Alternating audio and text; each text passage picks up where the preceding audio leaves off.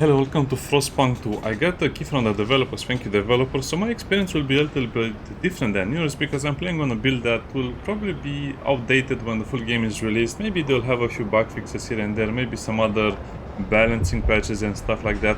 But I also want to say that this game is in a very weird position right now. As you can see, the game looks a little bit weird and it has some problems here and there.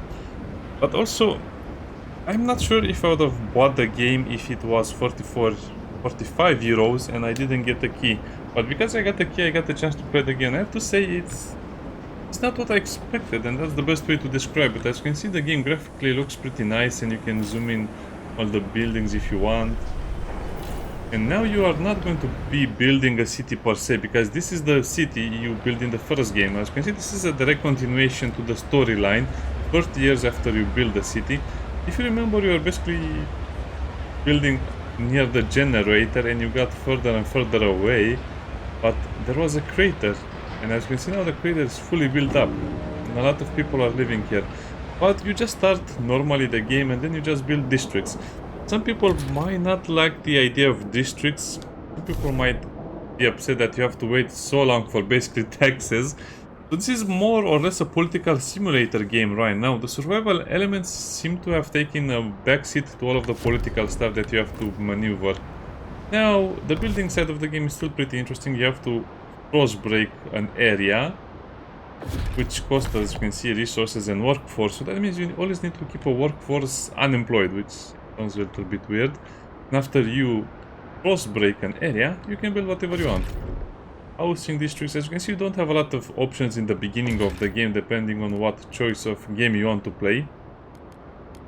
And also with research you can even build even more things. So let me show you how this works. So you build a district and then you can upgrade it via the laws, and then you can also build certain specialized buildings in it. It sounds weird, I don't know. It makes sense when you look at it. So my industrial district over here has 8 spots. Let me show you exactly how it's built. Well, too bad I don't have the resources for it. Then you also need a workforce before you start building it, which can be a little bit weird. Basically, you just put stuff in those tiles. Then you can build a building in the middle of it. As you can see, we have only one building slot over here. Kind of like the zoom in feature, is nice. And that will massively influence how the production goes, or how the sanity norms, or how the workforce goes. Evolver. Crop selection to solve the problem of the cold. And basically you have a game where factions will rise up and they'll control more and more of your city. So, I don't know, they have this weird thing where they say you have to be careful of the zeitgeist. Zeitgeist meaning how people are responding to your actions and how many people are actually supporting you, which is a nice feeling, but you're basically going to have to play a very careful balancing game between upgrading the city as you need and also pleasing the most numerous factions. For example, these guys over here, they want a solution to something. Hub wants to reduce the cold to minor cold. Investigate the solution. Meaning we have to research something, so based on what you choose, you have to research something. So what is the problem with this? Well, as you can see, you have a few factions that are continuously growing in power or decreasing in power. New Londoners are basically most of your community. Also, a little bit about the story itself. So you're trying to build a huge settlement and you succeeded, but you didn't succeed in colonizing the rest of the wasteland. And a lot of people are living outside of the city, and some of them will come back to the city if you fix the problems. Okay, let's see, cold calculation, catastrophic cold. You can take a hit to production, but we'll have less problem with the cold.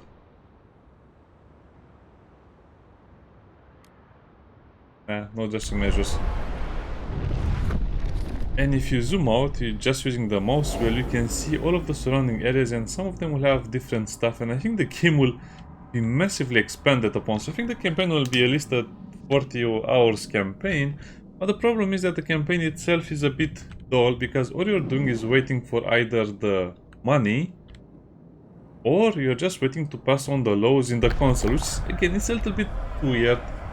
Every 10 weeks you can make a proposal to the city, but your proposal most of the times has to be related to your current problems. You'll never solve all of the problems, which is a bit weird because you're never really rewarded for playing good. You're only rewarded if you're just listening to everyone. Agent prevention. Cool. I guess you don't really need a rule because this is basically not important in the beginning of the game. You can also have the crime, which is not unlocked. Ethics, family, childhood.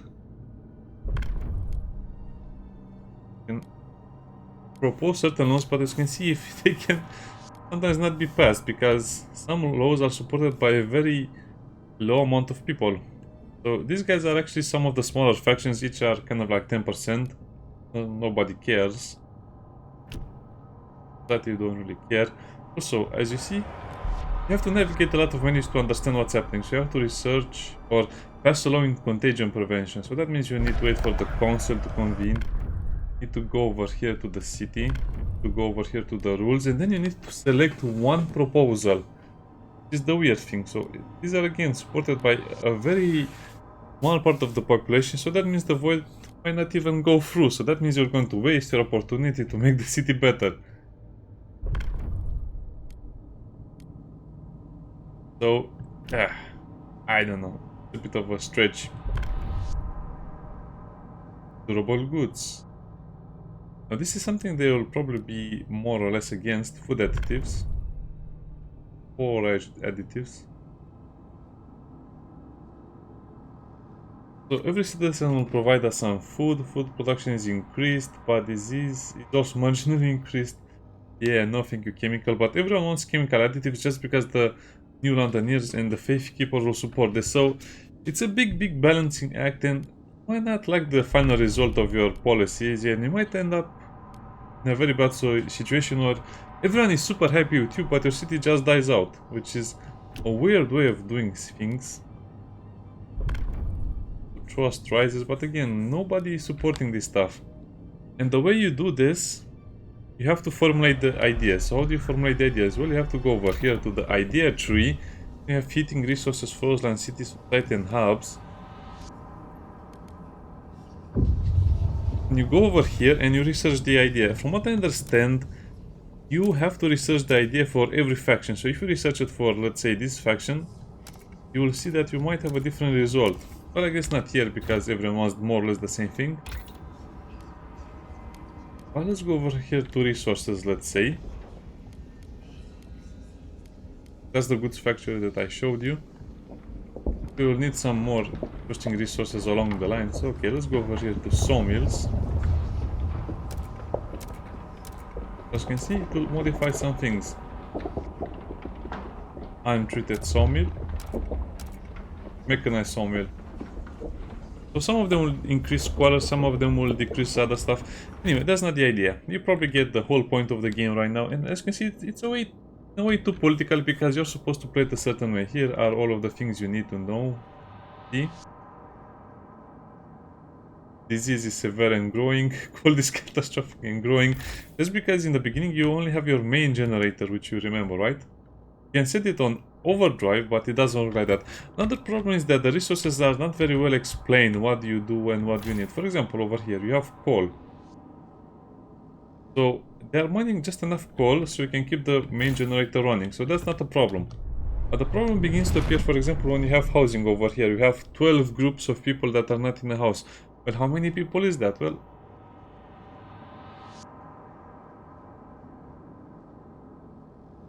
again, it's one of those things that is never fully explained. So the game is very streamlined, but in certain chapters it's not as streamlined as it could be. So for example, if you want to look at the Frostland... Oh, by the way, to do that you also... Okay, another problem is that you need to enter this menu to see all of the resources on the map, and then you need to go to the frost break. And if you don't have the resources, it will not even show you the area. But you have to go over here to the side of the map, and you can have logistic districts. And that will give you 15 exploration teams. From what I understand, you can have 15 in each logistics hub. And you have 3 of them on the map. You know, up to 45 teams, which will really improve a lot of things, because you need to send out teams to get more population and some other things. The others.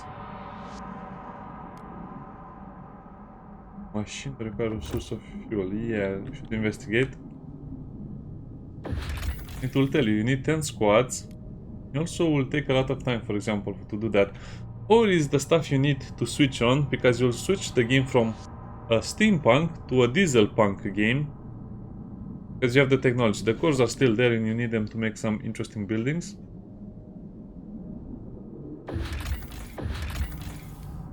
Some areas will just get you basic resources or some other stuff. Also, you can get some people, but you can also get more people if you have the required stuff. Now, the game is a bit convoluted in my opinion, because some certain mechanics don't really work as intended or not explained. For example, to connect the outposts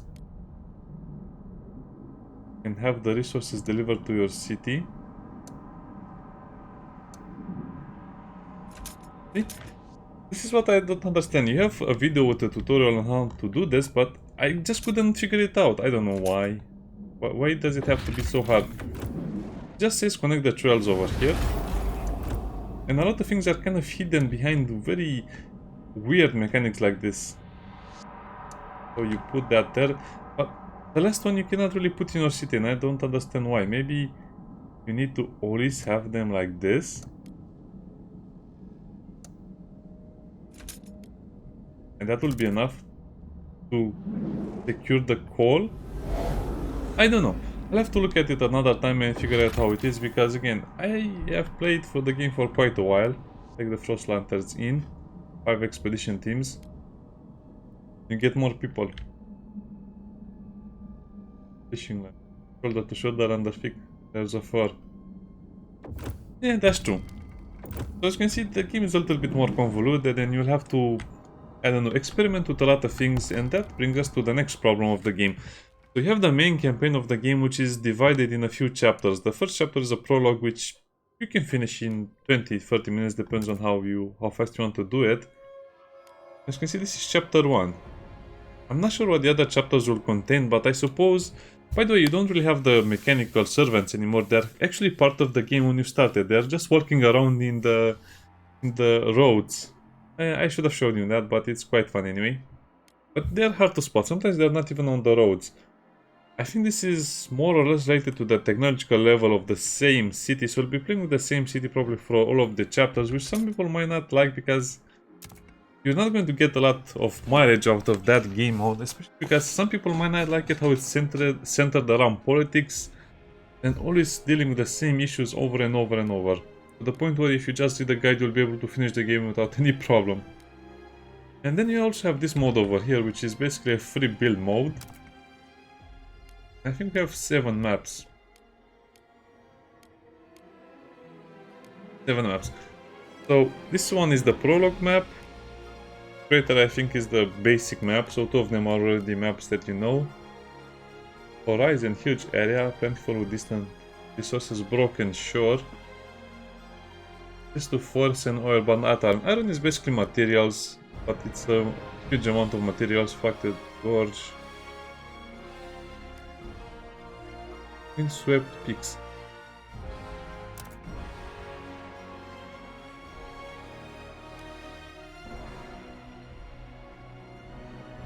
Octave pause, that's interesting. Okay, so let's start in this game mode a little bit, because I want to show you this as well. But again, the game is a little bit more limited than the first one, because in the first one you have to build things, you have to manage resources, manage the population. Here I feel like you're just managing the politics of the game, which is more a political simulator, and the survival element is just not really there anymore.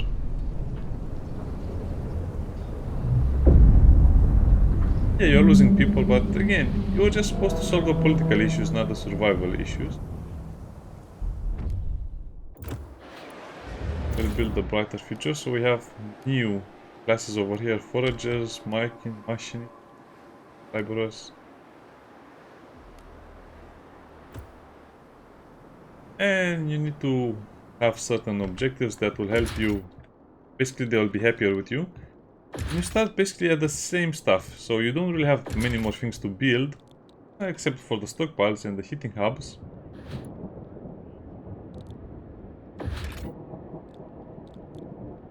But you also basically go through the same thing, go through the research institute to research the laws and maybe they'll get passed and some other stuff. Now the problem is how much can you play of the same gameplay style? What is that? Resource over there. That's the geothermal one.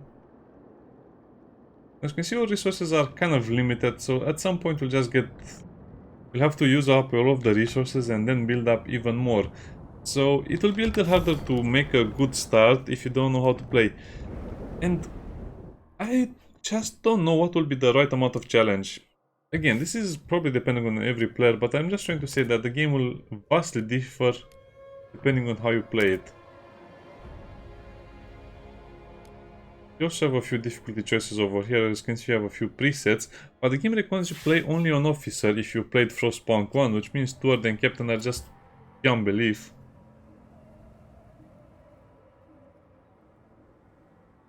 Yeah. I guess you'll have to choose no story so you can see that. So compare Captain with Citizens, then Officer, and then Steward, and then Captain. So I'm not sure what the developers wanted to do with this game, because it feels like the game took a lot of steps backwards, but also a few steps forwards. I like the upgraded political agenda and kind of like the new research tree more or less, but it just feels like you're not really progressing in the game anymore. Let me show you how the prologue looks like while we're talking. Feels like you're not really progressing in the game anymore because all you're doing is just settling petty squabbles among the people.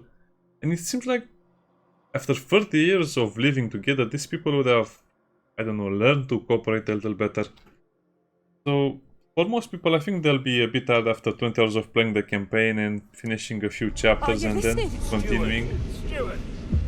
Steward, yes, we're listening. Can you hear us? Captain! Do you hear?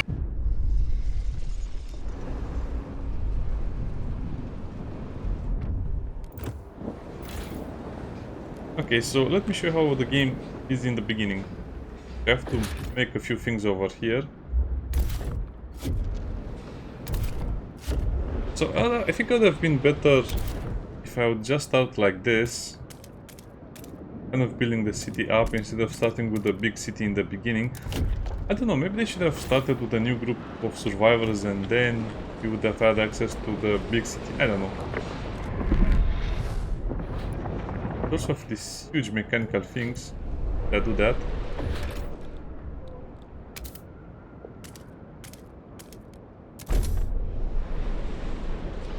That's our first mission. Of course, we can also build houses over here. I think this is how the Dreadnought map looks as well. The Dreadnought is just a big train. A very, very, very, very big train.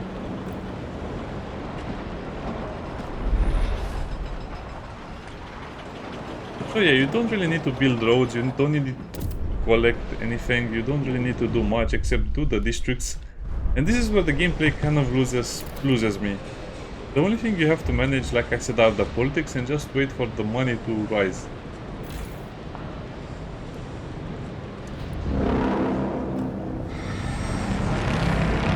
I love that sound so much when you're turning on a generator for the first time.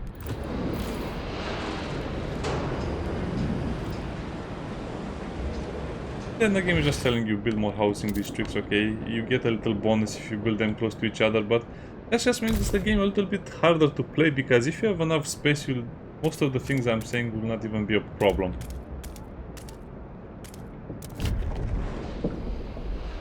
You can do this in multiple locations.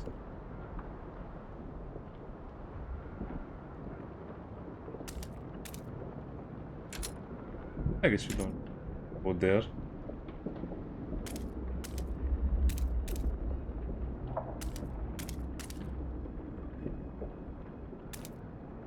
That will also fix the problem. So this map is kind of simple and easy and you just have to have enough resources.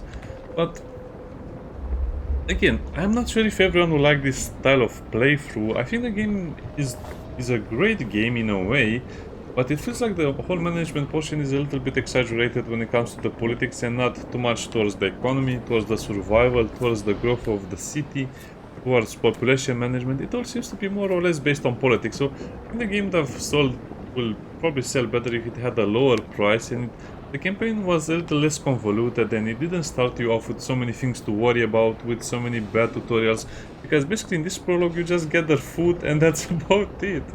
And then in the campaign you have to do all of those things. Wondering how am I doing in this campaign? It's on officer difficulty, which is the second one. Well, I probably have to restart it because it's not going very well. I'll also do a let's play of the game, but overall my first impressions of the game are a bit mixed, I would say. And the only reason I'm playing the game is because I got a free key from the developers, because I am very curious about the game, but I just don't see the RTS aspect of it anymore. It's more or less balancing the politics of the game and then just building as much as you can, as fast as you can, without, of course, suffering because of other reasons. So the game is super slow to the point where my only actions in this current playthrough are sending my exploration squad somewhere and just waiting for enough hit stamps so I can research another technology that might get approved or might not get approved in the next council meeting. And the voting is basically a roll of the dice. I think sometimes some things will get accepted, and if you just reload the game, the same thing might not get accepted. Infectious badge. Tension.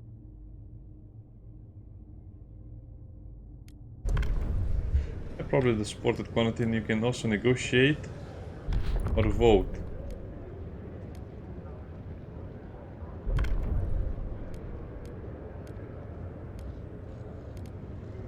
And they also have their terms, and you have to do something over here.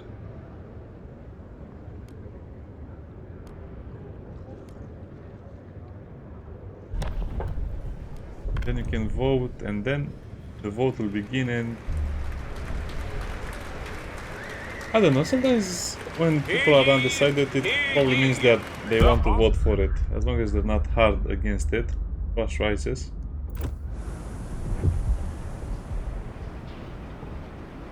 This is where the game begins to be a little bit weird. City development effort for the new Londoners, and then you have to go and research another law.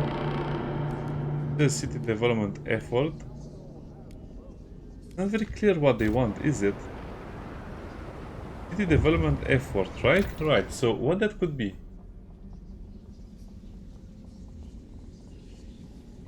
Cost efficiency, yeah. So let's see what some of these things are. Materials significantly increased. Huh. So only the Faith Keepers and the Evolver want that or will support that, so even if you have the best technologies, if they don't support it, it will be very very hard to select them or choose them. So I guess you have to grow the factions that you like in order to pass some of these laws.